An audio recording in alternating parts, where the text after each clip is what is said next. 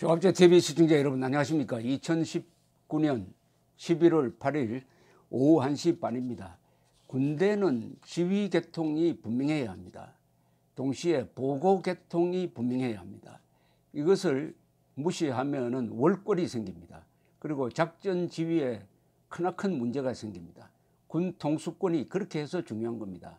그리고 군 통수권을 뒷받침하는 국방장관의 역할, 그리고 합참의장, 동시에 안보실장, 이 사람들이 유기적으로 잘 돌아가야 되는데 문재인 정권의 아주 비뚤어진 이념에서 비롯된 안보정책, 그리고 국방정책, 외교정책이 아주 혼선을 일으키고 있으면서 우리 국군이 정말 고생을 하고 있습니다. 정경두 국방장관이 욕을 많이 먹는데 이분도 제대로 된 정부라면 이렇게 행동하지 않았을 겁니다.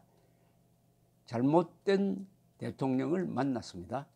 그렇다고 사표를 쓰고 바른 말 하고 나왔으면 좋겠는데 보통 그렇게 결단하는 영웅적 인간은 많지는 않습니다.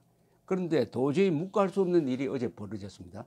그래서 정경두 국방장관이 오늘 판문점을 통한 북한 주민 2명 송환과 관련한 내용을 김유건 청와대 국가안보실 1차장에게 휴대전화 문자 메시지로 직보한 판문점 공동경비구역 JSA 대대장 A 중령에 대한 경위조사를 지시한 것으로 보입니다. A 중령은 전날 김유건 차장에게 판문점에서 북한 주민 2명을 송환할 예정이라면서 경찰 보호를 받으며 북한 주민들이 이동하고 있다는 내용의 휴대전화 문자를 보냈다가 이게 언론에 찍혀가지고 미리 보도가 되었습니다. 그러니까 국방장관은 국회에서 질문을 받고 나도 몰랐던 사실이다. 나도 언론 보도를 보고 알게 되었다라고 했습니다. 국방장관이 모르는 송환이 이루어졌다는 이야기입니다. 국방장관이 모르는 이 북한 주민 2사람이 탄 배를 납포한 것은 해경이 아니고 해군이었습니다. 해군 작전을 통해서 이루어졌는데 송환 과정에서 국방부가 국외자 역할을 했다. 국방부가 따돌림을 당했다. 그러니까 국정원과 통일부가 합의를 해서 이루어졌고 이 과정에서 아마도 국정원은 송환에 반대하지 않았을까 하는 생각이 드는데 이견이 있었다고 합니다. 이견이 있다는 걸 또 이 장교가 문자 메시지에 쓰고 있습니다. 이런 기밀사항을 문자 메시지로 보낸다? 그것도 지휘계통을 거치지 않고 그렇게 함으로써 국방장관을 아주 곤혹스럽게 만들었다. 어제 보면은 어제 오후에 이 사실이 밝혀졌는데 국회 국방위원회 전체 회의에 출석해 있던 정경두 국방장관은 언론 보도를 보고야 알았다라고 솔직하게 고백을 했습니다. 그런데 김 차장에게 안보실 김유건 차장에게 문자 메시지를 보낸 사람은 청와대에 파견된 군인이나 직원이 아닌 공동경비구역 대대장이었습니다. 대대장이 청와대 차장과 왜 직통합니까? JSA는 국군의 관할도 아닙니다. 이게 유엔군 사령부 관할입니다. 그럼 유엔군 사령부를 통한 보고라야 맞습니다. 그리고 유엔군 사령부를 통한 보고를 하면서 동시에 한국군에게 보고를 하면 당연히 국방장관에게 연결되는데 바로 청와대로 보고가 되고 또 이것이 보안이 지켜지지 않아가지고 언론에 보도가 되면서 정경두 국방장관만 국회에서 아주 곤혹스럽게 되었습니다. 이 2명 북송과 관련해가지고 자유한국당 백성주 의원 이 국방차관 출신입니다. 이 사실을 알고 있나 하니까 아주 솔직하게 언론을 통해 확인했다고 이렇게 이야기를 했습니다. 그리고 잘 모르니까 기습적 질문을 받으니까 뒷자리에서 참모가 건네준 간략한 메모를 보면서 언론 보도 이후 3시 12분 판문점을 통해 북측에 송환된 것으로 보고받았다라고 했는데 이 문자 메시지에는 이렇게 적혀 있었어요. 북한 주민들은 자해 위험이 있어 적십자사가 아닌 경찰이 에스코트할 예정이다. 참 이 문장 하나가 이번 사건의 핵심을 보여줍니다. 북한으로 송환되면 죽는다. 그러니까 자해를 한다는 것 아닙니까? 왜 북한으로 보냅니까? 이 사람이 뭐 살인을 했는지 안 했는지는 확인이 안 된 상태고 일방적인 주장이고 북한이 그렇게 주장했을지 모르지만 우리가 수사와 재판을 거쳐야 확인될 사항인데 그런 절차를 거치지 않고 우리 영토에서 우리가 주권을 가지고 있다는 것은 우리 영토에 있는 사람에 대해서는 우리 법을 적용한다는 뜻입니다. 따라서 이 사람은 살인을 저질렀다면 당연히 우리 검찰이 수사하고 우리 법원이 재판을 했어야 되는데 북한이 송환을 요구했는지 아니면 우리가 자진해서 보내겠다고 한 건지는 모르지만은 두 사람을 북한으로 보냄으로써 사형 집행 대리인 역할을 하고 말았습니다. 이 문재인 정권이 아주 용서할 수 없는 인권 유린입니다. 그런데 어쨌든 다시 이야기로 돌아가면은 JSA 중령이 청와대 김 차장에 보낸 이 문자 메시지에는 아주 중요한 사항이 막 들어 있습니다. 참고로 이번 송환 관련하여 국정원과 통일부가 입장 정리가 안 되어 오전 중 추가 검토할 예정이다. 이런 내용까지 있었습니다. 이에 대해서 한 예비역 장성은 조선닷컴과 인터뷰하면서 일선 부대장이 사실상 지휘 계통을 깨고 직접 보고한 것으로 군에서는 흔치 않는 일이다. 청와대에 정보를 제공하고 잘 보이려고 한 것 아니겠느냐는 이야기까지 합니다. 보고체계 문란이자 기강의 회의라고 봐야 한다.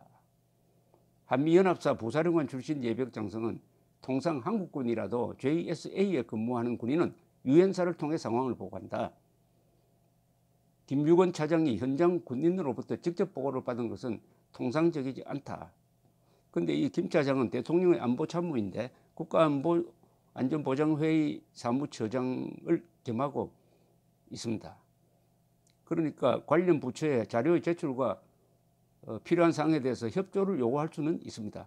그러나 한 예비역 육군대장은 그렇더라도 청와대 상황실 멤버나 국방부 군의 유관 담당자가 아닌 현장 지휘관으로부터 장관도 모르는 내용을 직접 보고받은 것은 군의 지휘체계를 흔든다는 논란이 있을 수 있다.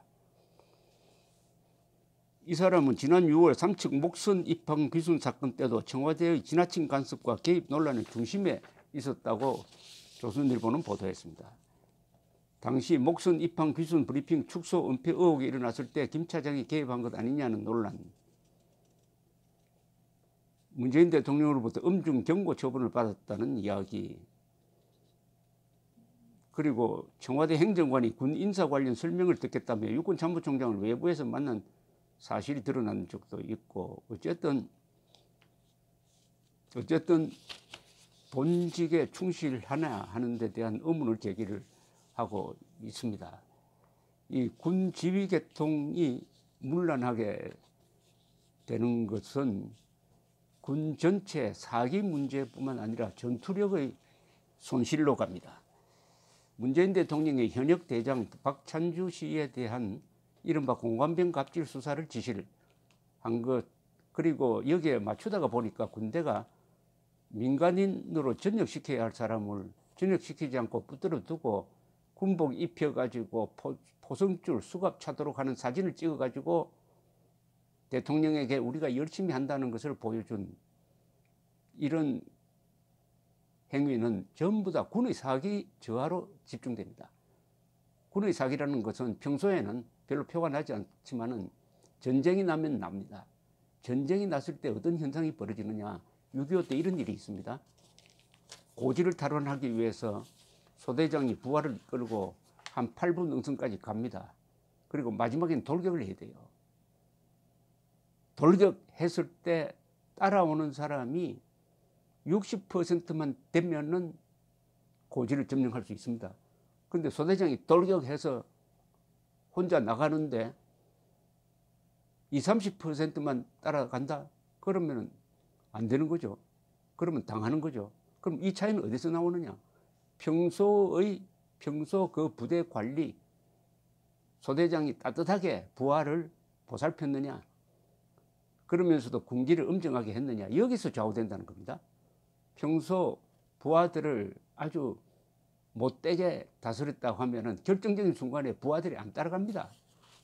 이게 바로 평소에 군의 사기, 평소의 군기가 엄정해야 전시에 실수를 하지 않게 된다 하는 것이니까, 어쨌든 이 국방장관을 여러 사람 앞에서 이렇게 망신시킨 이 행동을 한 결과적으로 관계는 정확하게 조사를 해가지고 엄중 처리해야 된다고 생각합니다. 그렇지 않아도 지금 국군이 안보실 눈치를 보면서 뻔한 사실도 국민들에게 허위 보고하고 있다는 사실이 속속 드러나고 있습니다.